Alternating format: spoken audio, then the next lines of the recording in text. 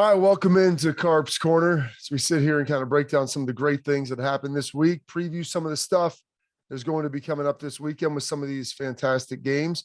Um, kind of dive right into a little bit, get into the Jeremy Pruitt situation, the firing from him at Tennessee, and his subsequent pending lawsuit that could be happening should they not be able to reach a settlement. Some news out west, Washington State with their coach, Nick Rolovich, decision to move on from him, and the vaccination process and the rules for the state of Washington and what all that kind of means, and why, I find this kind of particularly interesting just based upon, the administration there. And I think some of the impacts that it could have, across the nation, as the coaching hiring cycle gets going and guys start moving around. You got to remember, a lot of these things are about relationships, where guys have come from, where they have been. And so with all of that, I mean, it's going to be, pretty unique and interesting process with their AD, Pat Shun, and some of the decisions he has to make moving forward, and how long could he ultimately be in Washington. Start off here, some of the nice games. One of the games I want to watch, and I'm going to give it this for the favorites. I'm going to call it, the drink meter. How many drinks do you need to feel good about this game?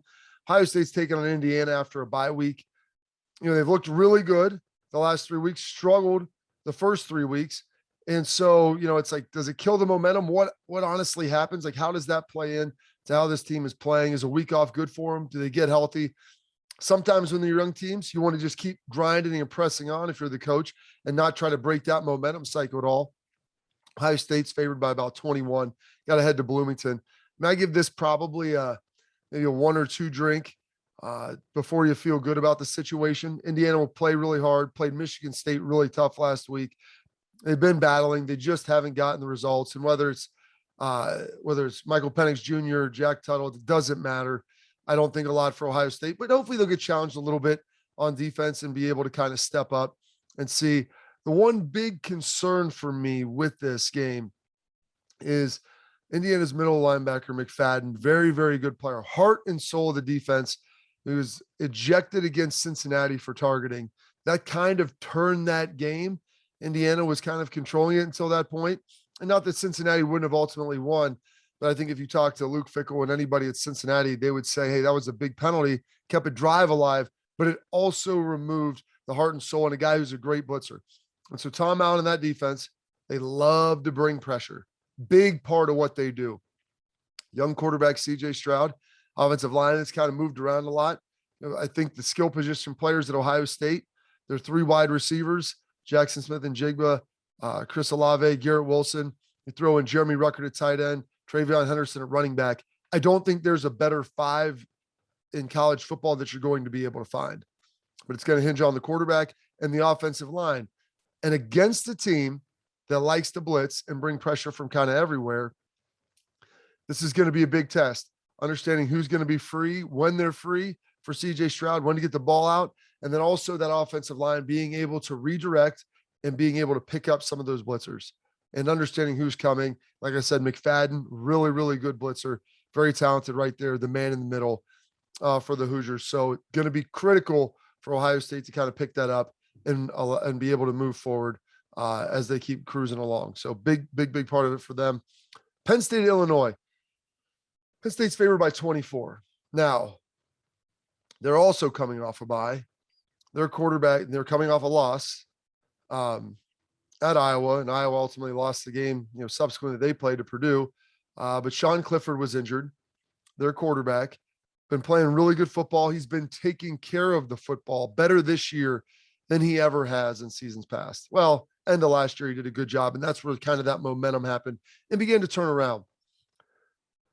Penn State, I think, they're probably a top 7 or 8 team with Clifford. I think they're the second best team in the Big Ten with Clifford. And that's no short praise either. They're really talented. They got a great defense, struggle running the football a little bit. They're going to beat Illinois. I give this like a one drink. You're probably feeling good after half a glass that Penn State's going to cover with Sean Clifford. Now, Taquan Roberson, different story. 14-point lead against Iowa, evaporates up in smoke. Not a great situation, obviously, that he had to deal with coming in, hostile environment, very, very difficult. I get all of it. I understand it. He's going to have to play loads better, and maybe he does. Maybe he does play light years better than he displayed against Iowa. 2 weeks to get him ready. Should he be playing? They don't need Sean Clifford to play this game to win, but a couple weeks from now, they're going to Columbus. It's going to be a night game. It's going to be a Scarlet out or whatever, Scarlet the shoe, Columbus, Ohio. Penn State, to have a chance to win that game, needs Sean Clifford. James Franklin knows it. Everyone at Penn State knows it. It's no knock on their team. It's the fact that their starting quarterback has been playing really well for them this year, and they're going to need him to be able to beat what many people say is probably still the most talented team and maybe the best team in the Big Ten. So they're going to need that. So I would not play Sean Clifford. Maybe you want to get him a series or two if he's good to go, but allow him to let that shoulder continue to heal. Give him some time and don't force him back into a situation where one shot, boom, your season could potentially be over. Give him some time to heal. Give him some time to rest. But if he does play, I want to see him look good, but get him out early. But it's like a half drink before you're feeling good. If you're a Penn State fan, rather. Then we're going to go and pivot and head a little bit out to Ames, Iowa. You got Okie State, who's sitting there at 8, big victory against Texas, feeling good about themselves, and they should feel good. Ranked 8th in the country. Mike Gundy has them playing some terrific defense. They did a fantastic job against Texas in the second half, shutting them down. Really, really good defense, forcing turnovers, a lot of 3 and outs. Did it. But Iowa, they lose to or Iowa State. They lose to Iowa early in the season, lose to Baylor, and you wonder, like, is it done? Is the season over for them? Well, Brock Purdy has been playing really, really good football since then. He's come around, begun to turn it. Breece Hall just had almost 200 yards rushing last week against Kansas State. And Kansas State's got a formidable defense. They're not the best, but it's not playing Kansas, for heaven's sake. And then they're going to be going against a pretty talented defense from Oklahoma State. It's interesting with this is the fact that Iowa State unranked, and not that the rankings are everything, but Iowa State unranked, they're laying 7 points to the 8th ranked team in the country, albeit it's in Ames. And so usually that's worth 3, maybe 3.5 for a great home field. I don't know if Ames is rising to that level, but unbelievable to kind of see that line. Shocked me because I was thinking, I'm like, I'll take Iowa State. I like that bet. I thought they'd be getting probably 3 or 4 points. I'm not sure I like it with them getting 7. If you're Iowa State, this is probably a 5 or 6, 7 drink game for you, because this is a chance for you to get back in it.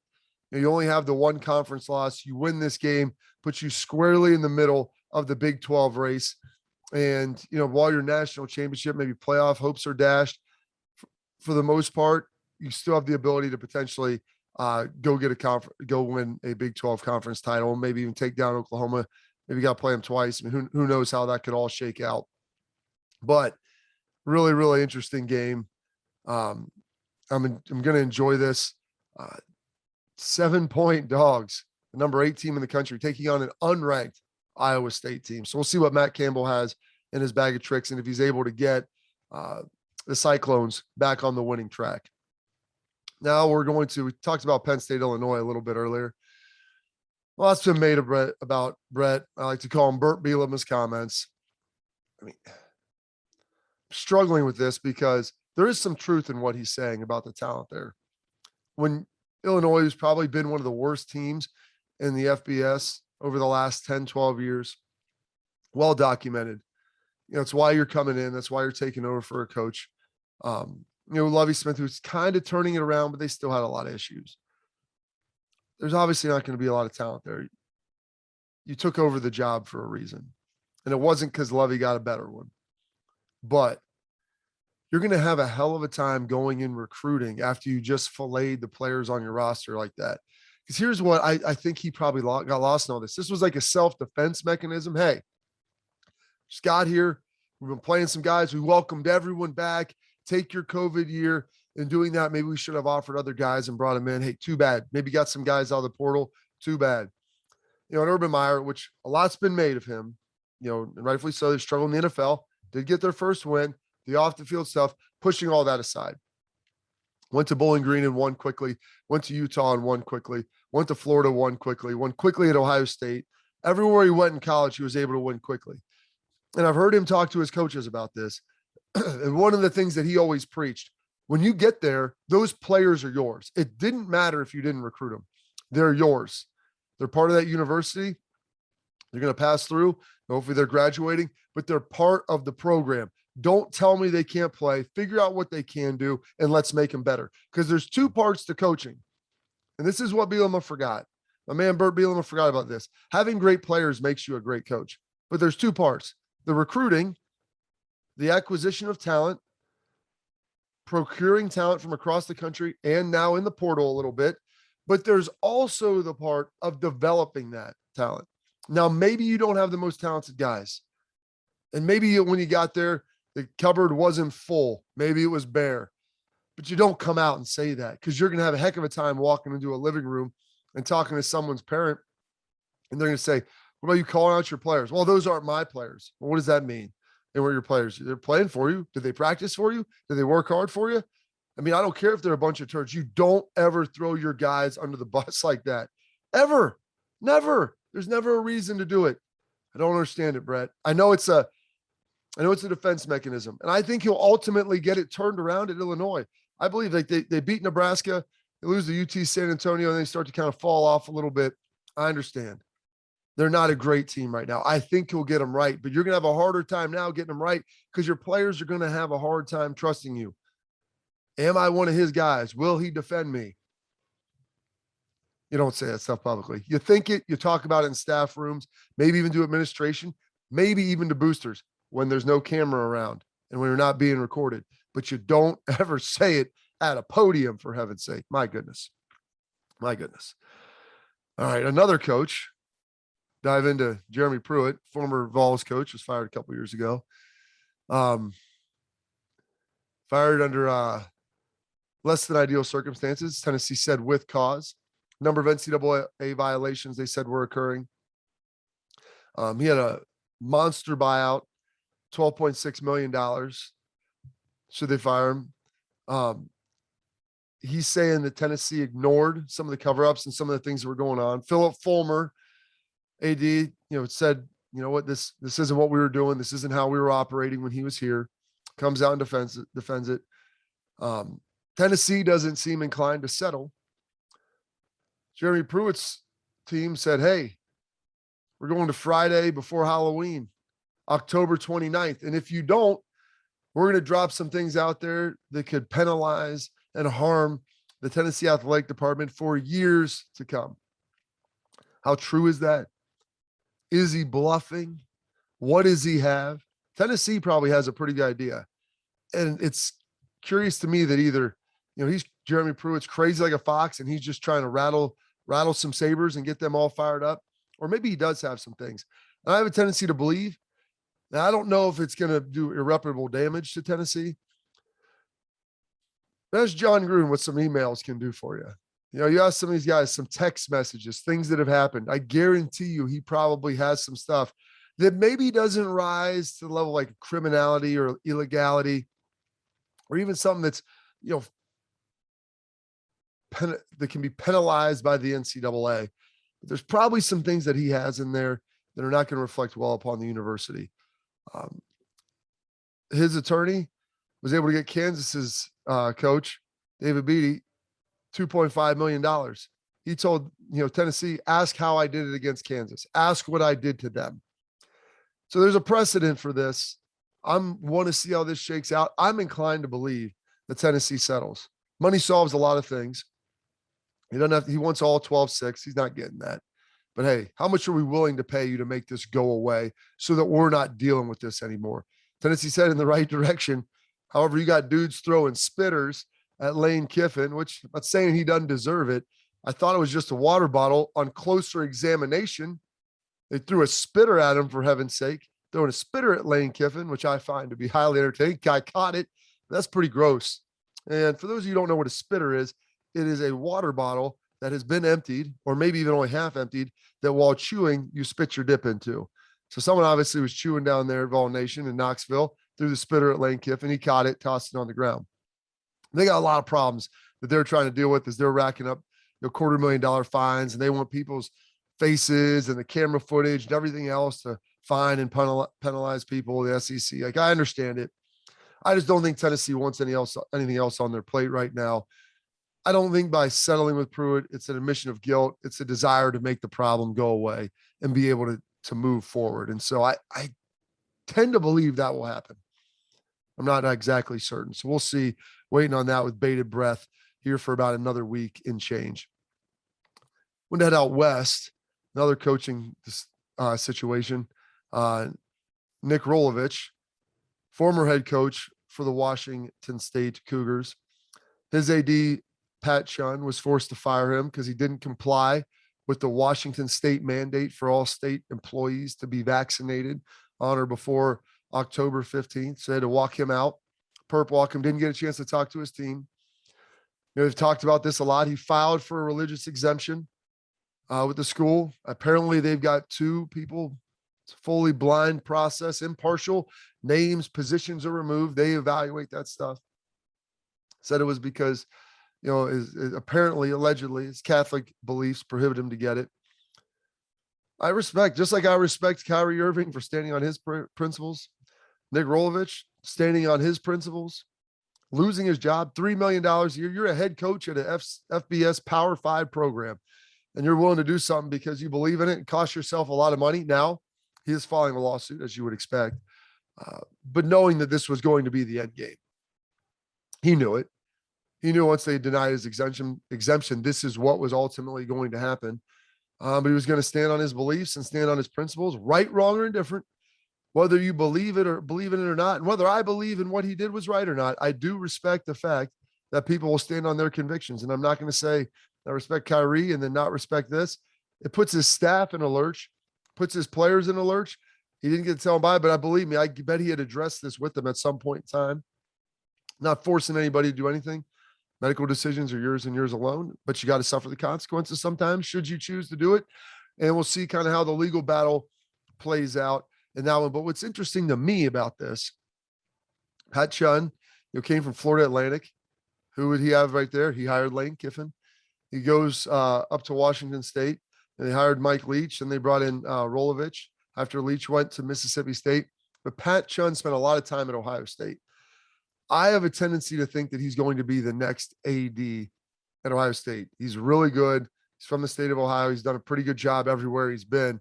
And, Gene, I don't think he's been an AD longer than he's going to be an AD moving forward. That's not saying he's gone in a year, but I don't think he's got 10 years left. And I think he would probably tell you that himself. And so curious if this situation positively, negatively impacts his opportunity maybe to get another job or potentially return to Ohio State. And how that looks. He's very good and what he's done. Now, they say it was a confrontational relationship a little bit with him and Nick Rolovich, and Rolovich is kind of using that. It became adversarial, and it wasn't always the most positive thing in the world. We'll see if it was, or see what's going on right there and how that looks. Lastly, want to finish up, take a look at the NFL and everything that's going on there. Numbers have been up. They've been big. They've been looking good. And with that, two of the biggest brands in the NFL squared off on Sunday. And so, while they've improved from what they were under, 17, 18, when President Trump was in office, and they're going back and forth, they had a lot of the anthem controversies. This is good news for the NFL. You got the two biggest brands, Dallas Cowboys traveling to Foxborough to take on the New England Patriots in a game that was back and forth, came down to the wire. I think Dak's playing really high level football. That's not what this is about. You got stars. And when stars are on the stage, how do they ultimately perform and how do they draw? Well, the performance was great and the draw even better. Averaged 23 million viewers with a peak in the fourth quarter of 30 million viewers for the CBS broadcast. Unreal. Absolutely unreal with what they were able to do. To me, that says the NFL's back. The biggest brands they have are back, and they're back in a really huge way. Dallas Cowboys, New England Patriots, you're not getting any better than that. I mean, 30 million at its peak. I mean, you're talking about college football national championship, big time semifinal games. Heck, that outdraws the World Series. I'm not even sure what their numbers they're doing, but I guarantee you that's probably 3 times, but more like probably 4 or 5 times what the World Series is drawing. And we're talking about a game That's what, week 6 in the NFL. And with one team that, is still battling to get it, but New England's not lighting the world on fire. And Dallas Cowboys, well, they're the Dallas Cowboys and they're playing pretty well this year. But that's big, good news for the NFL. Football's been on fire. They start the other sports too early.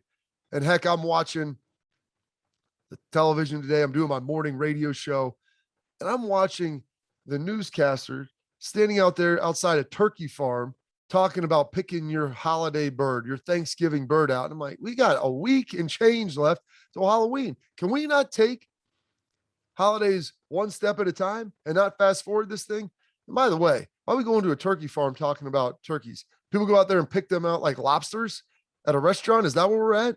Go to the store, talk about it. Can you bring them home live in a cage, fatten them up for a couple weeks? Do you pick them live right there? And they whack their head off and defeather them and hand you the meat. You're buying a frozen turkey, folks. If you're going to do a hit with a TV show, TV news station, go to a grocery store and talk about it. And don't talk about it before Halloween. And please don't talk about Christmas before Thanksgiving. We got plenty of time to discuss all of that, but we're out of time here for According to Carp. For Carp's Corner. Thanks for listening today.